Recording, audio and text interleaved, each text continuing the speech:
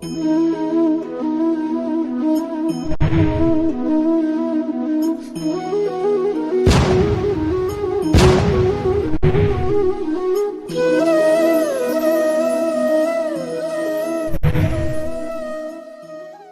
इस वीडियो में हम लोग बात करेंगे क्लास 10th की हिस्ट्री सब्जेक्ट में चैप्टर 1 को, जो कि है the rise of nationalism in Europe. तो इसके थर्ड पार्ट की वीडियो में हम लोग कवर करने वाले हैं the age of revolution 1830 to 1848। तो हम लोग इसमें यही देख रहे हैं पिछले दो वीडियोस में कि किस तरह से यूरोप में नेशनलिज्म लोगों के बीच में जो है उभर कर आता है, कैसे लोग धीरे धीरे नेशनलिज्म जो है अपनाने लगते हैं। As conservative regime tried to consolidate their power, liberalism and nationalism came to be increasingly associated with revolution in many regions of Europe, such as the Italian and the German states, the province of Ottoman Empire, Ireland and Poland। जैसे जैसे रूढ़िवाद यानी जो conservative लोग थे, जो monarchy जैसी चीजों पे विश्वास रखते थे और मोनार्की को ही बनाए रखना चाहते थे, तो ये जो कंजर्वेटिव थे ना, ये सब धीरे धीरे जो है ना अपनी व्यवस्थाओं को और ज्यादा स्ट्रांग बनाने की कोशिश करते रह रहे थे। और यूरोप की बात करें तो अनेक क्षेत्रों में जो लिबरलिज्म या फिर ये बात कर लीजिए कि जो रूढ़िवाद या जो उदारवाद और राष्ट्रवाद जो लोग थे ना, इन दोनों को जोड़ के देखा जाने लगा। इटली और जर्मनी के राज्य की बात करें, चाहे ऑटोमन राज्य की बात करें, चाहे आयरलैंड, पोलैंड, ये सब ऐसे जगह थे जहां पर ये सारी चीजें फैल रही थी। अगर बात करें क्रांतियों की, ये जो रिवॉल्यूशन हो रहे थे, तो इनका नेतृत्व कौन कर रहा था? इनका नेतृत्व जो है ना मिडिल क्लास के जो लोग थे ना, वो लोग कर रहे थे। इस मिडिल क्लास में आपके प्रोफेसर, स्कूल के अध्यापक, क्लर्क और साथ ही साथ जो व्यापार वगैरह में लगे हुए जो मिडिल क्लास के लोग थे ना, वो सब मिलके रिवॉल्यूशन करना स्टार्ट कर दे रहे थे। अगर देखें हम लोग, the first affair to place in France in July 1830, जो पहला जो विद्रोह हुआ, जो पहला बगावत हुई, वो 1830 में हुआ।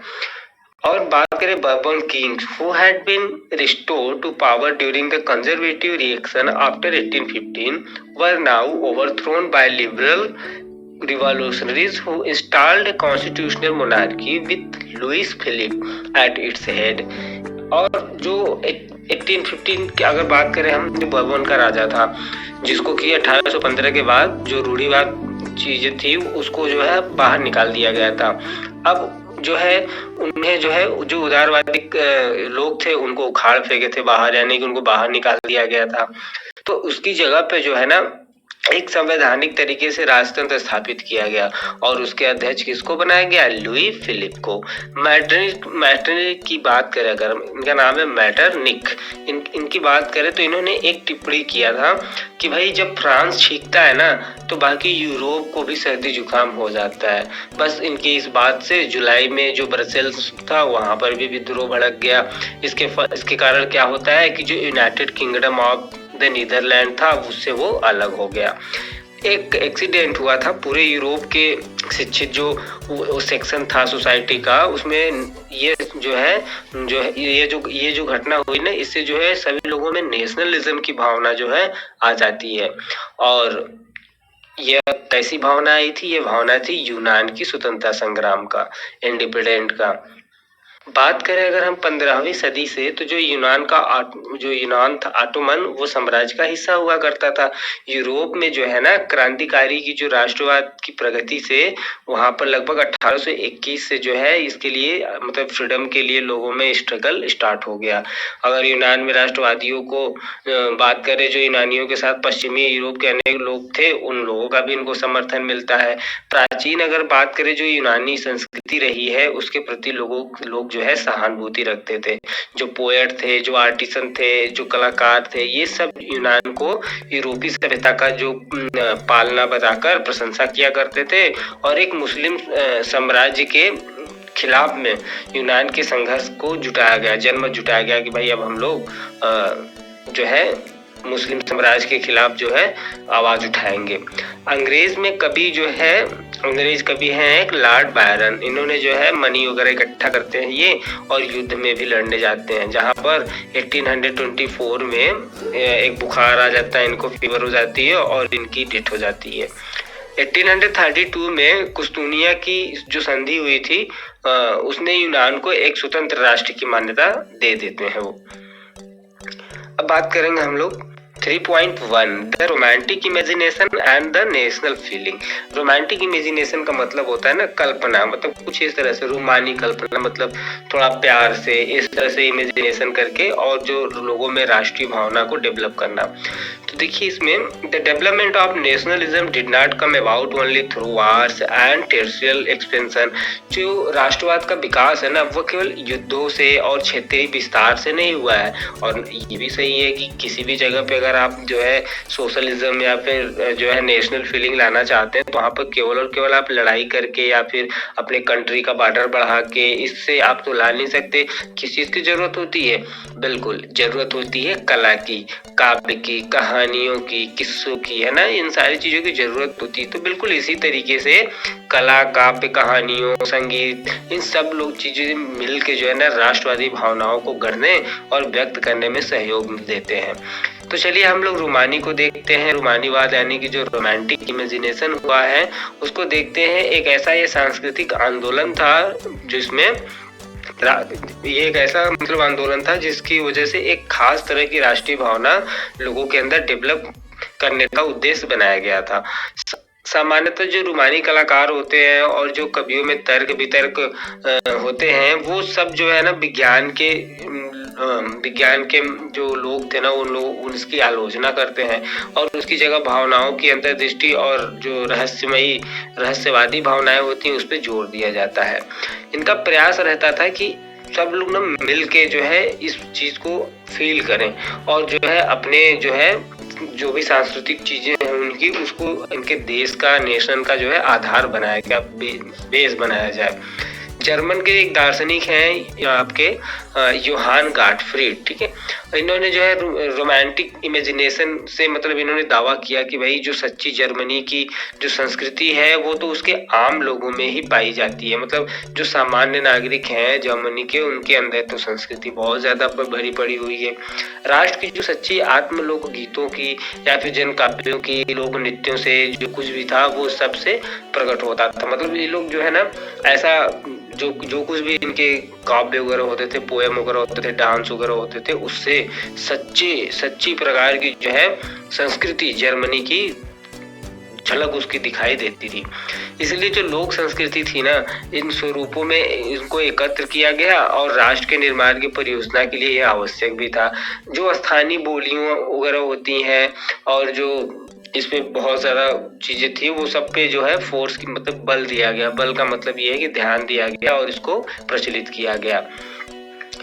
और ये जो स्थानीय लोक साहित्य की बात हम लोग कर रहे हैं, इसको कलेक्टिव करने का, एकत्र करने का उद्देश्य केवल प्राचीन राष्ट्रीय भावना को वापस लाना नहीं था, बल्कि क्या था, आधुनिक राष्ट्रीय जो संदेश हैं वो अधिक से अधिक लोगों तक पहुंचे, लोगों के अंदर नेशनलिज्म आए, है ना। जिनमें से बहुत से लोग क्या थे, निरक्षर थे, मतलब पढ़े लिखे ही नहीं थे, तो फिर उनको कैसे ये पोएम वगैरह को समझाया जाए। तो इसलिए वहाँ पे डांस वगैरह और बहुत सारी चीजों को डिफाइन किया जाता था। खास तौर से यह सारी चीजें ना पोलैंड पे लागू होता था, जिसका जो है 18वीं सदी 18th सेंचुरी के आसपास जो है रूस, पर्शिया, ऑस्ट्रिया जैसी बड़ी बड़ी शक्तियों ने विभाजन कर दिया था। अगर हम बात करें पोलैंड, जो कि अब उस समय जो है फ्री एरिया नहीं माना जाता था, लेकिन वहाँ पे संगीत वगैरह और लैंग्वेज वगैरह के जरिए लोगों के अंदर नेशनलिज्म की जो फीलिंग है ना वो जीवित की गई। नेशनलिज्म की फीलिंग जो है भरी गई, लाई गई, उभारी गई, जो भी आप समझिए।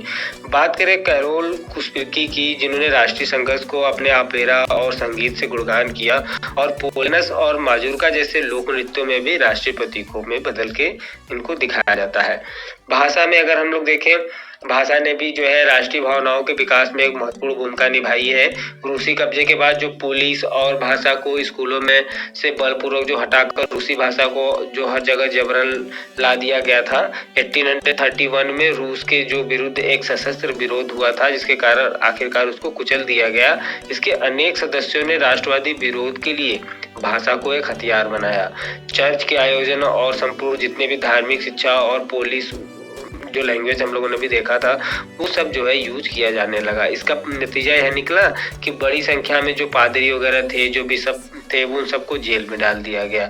जो रूसी अधिकारी उन्हें सजा देते हुए साइबेरिया भेज दिया, क्योंकि उन्होंने रूसी भाषा का प्रचार करने से इनकार कर दिया था।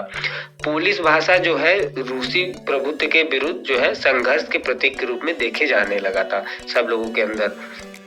अब हम लोग देखेंगे, ये एक फिगर है, आप लोग देख रहे होंगे ये फिगर नंबर 8। ये यूजीन देलाक्रोआ द मैस्कर एट क्रियास 1824, एक फ्रांसीसी चित्रकार है देलाक्रोआ, जो कि बहुत ही ज्यादा महत्वपूर्ण फ्रेंच रोमानी चित्रकारों में से एक इस चित्र को माना जाता है। यह बहुत बड़ा चित्र है।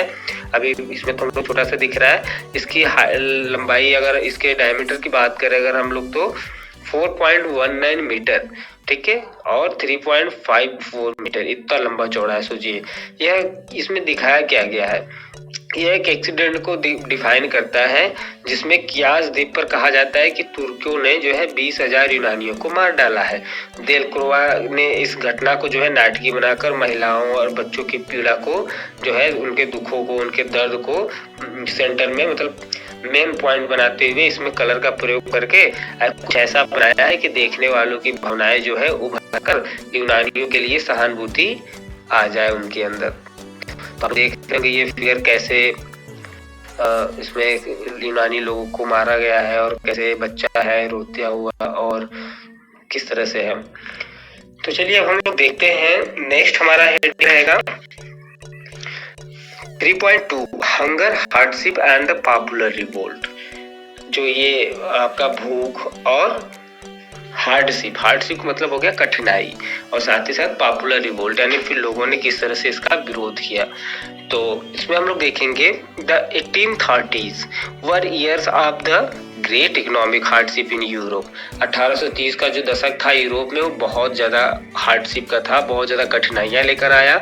19वीं सदी की अगर बात करें पहले इसके फर्स्ट पार्ट में, तो यूरोप में जनसंख्या में बहुत ज्यादा वृद्धि हुई।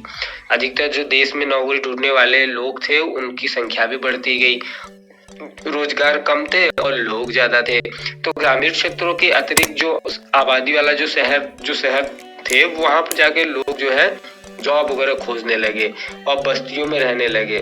नगरों के अगर छोटे छोटे जो प्रोड्यूसर थे उनको देखा जाए तो अक्सर वो इंग्लैंड से आयातित जो मशीन वगैरह से बने हुए सस्ते कपड़े होते थे उसका सामना करना पड़ता था, उसकी कंपटीशन का उनको सामना करना पड़ता था। अधिकतर जो शहर के जो लोग थे ना गांव के, वो जाके शहर में जाके बहुत ज्यादा बसने लगे, बस्तियों में जाके वहां पे रहने लगे। जो छोटे छोटे प्रोड्यूसर थे अक्सर वो इंग्लैंड से आयातित मशीनों से बने सस्ते कपड़ों, उनको सस्ते कपड़ों का कंपटीशन का सामना करना पड़ता था। इंग्लैंड में जो इंडस्ट्रियलाइजेशन था उसका स्तर जो था ना वो महाद्वीप से कहीं ऊंचा था, कॉन्टिनेंटल से कहीं ज्यादा ऊंचा था। कॉन्टिनेंट को यह जो कंपटीशन था ना, यह कपड़ा के मामले में ना बहुत ज्यादा झेलना पड़ता था, क्योंकि इसका जो प्रोडक्शन था वो छोटे घरों में था और छोटे कारखानों से होता था, केवल जो है आंशिक रूप से मशीनीकृत था। इसलिए जो यूरोप के इलाके थे जहाँ पर कुलीन वर्ग अभी भी सत्ता में थे, वहाँ पर कृषक के लोगों से ना सामंती शुल्क वगैरह लिया जाता था, टैक्स वगैरह लिया जाता था, और इस वजह से वहाँ पे वो जिम्मेदारियों के बोझ में वो दबे हुए पड़े थे। तो खाने पीने की जो चीजें थी उसका भी जो है प्राइस जो है रोज होने लगे, बढ़ने लगे। किसी वर्ष फसल खराब हो गया तो शहर और गांव में व्यापक बहुत ज्यादा गरीबी फैल जाती थी। एक फिगर है फिगर 9, इसमें दिखाया गया आपको कि किस तरह से जो फार्मर है वो किस तरह से विद्रोह कर रहे हैं। 1848 में एक ऐसा ही वर्ष आया जब खाने पीने की कमी आ गई और व्यापक रूप से बेरोजगारी से जो है जो पेरिस के लोग थे वो सड़कों पर उतर आए। जगह जगह जो है विरोध किए गए और जो लुई फिलिप थे उनको जो है भागने पर मजबूर कर दिया गया। नेशनल असेंबली में एक गणतंत्र की घोषणा करते हुए जो है अनाउंसमेंट करते हुए 21 वर्ष से ऊपर सभी जितने भी मेल थे ना उनको वोटिंग करने का राइट दिया गया। काम के अगर अधिकार की बात करें तो इसमें गारंटी दी गई कि भाई सबको अब काम मिलेगा। जो जॉब वगैरह था उसको देने के लिए भी जो है राष्ट्रीय रूप से जो कारखाने हैं, फैक्ट्री वगैरह उसको भी बनाए गए।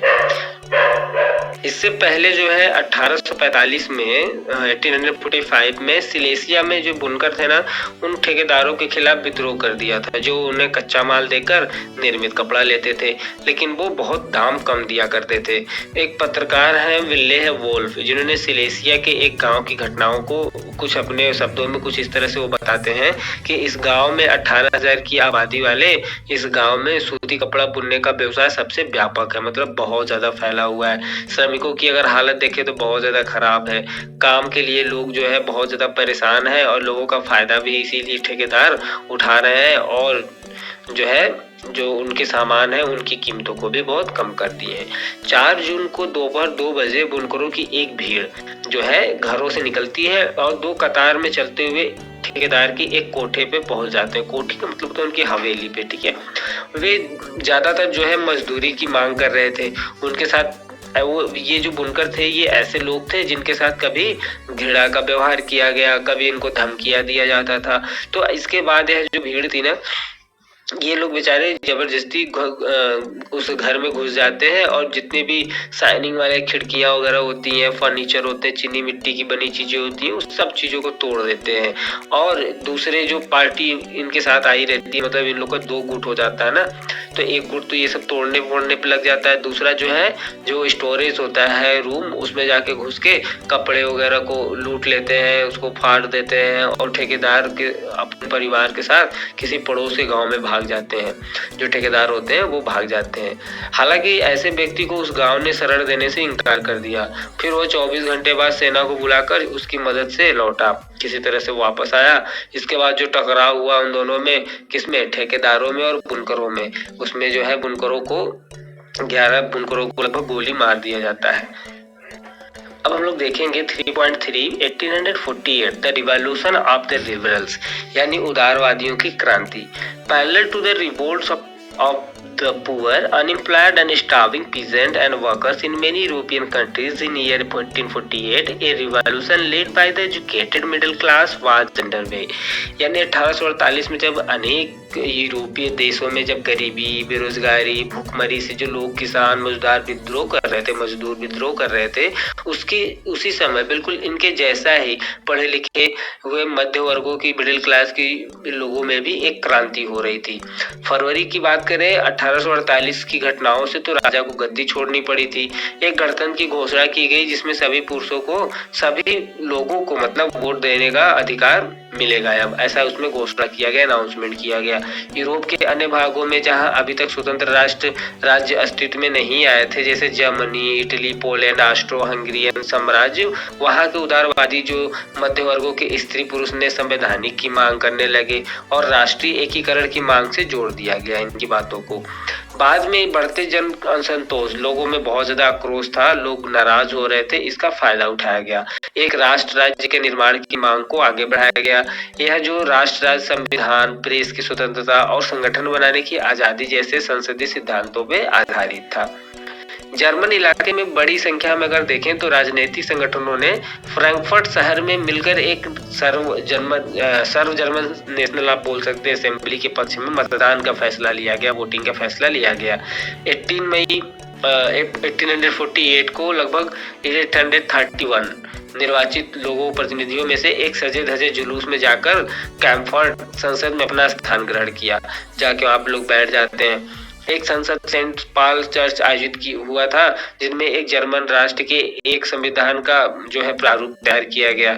इस राष्ट्र की जो अध्यक्षता एक ऐसे राजा को सौंपी गई थी जिसे जो है संसद के अधीन रहना था। जब प्रतिनिधियों ने पर्शिया के राजा फ्रेडरिक विल्हेम जो 4th को ताज पहनाने की पेशकश की, लोगों ने कहा तो उसने उसे अस्वीकार कर दिया, मना कर दिया। राजाओं का साथ दिया जो निर्वाचित सभा के विरोधी थे।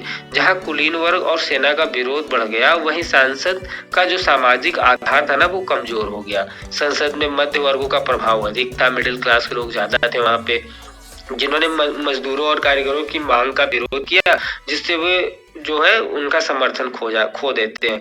अंत में जो सैनिक होते हैं उनको बुलाया गया और असेंबली को जो है रद्द करने के लिए, मतलब जब सैनिक आ गए, बहस हो गई, तो फिर जो असेंबली थी वो रद्द कर दी गई। उदारवादी आंदोलन की बात करें तो अंदर महिलाओं को जो है राजनीतिक अधिकार प्रदान करने का जो मुद्दा था वो अभी भी बहुत ज्यादा उसमें विवाद चल रहा था। हालांकि जो आंदोलन था उसमें वर्षों से बहुत बड़ी संख्या में महिलाओं ने सक्रिय रूप से भाग लिया था और महिलाओं ने अपने राजनीतिक संगठन भी स्थापित किए थे, अखबार शुरू किए गए, राजनीतिक बैठकों और प्रदर्शनों में शिरकत की गई।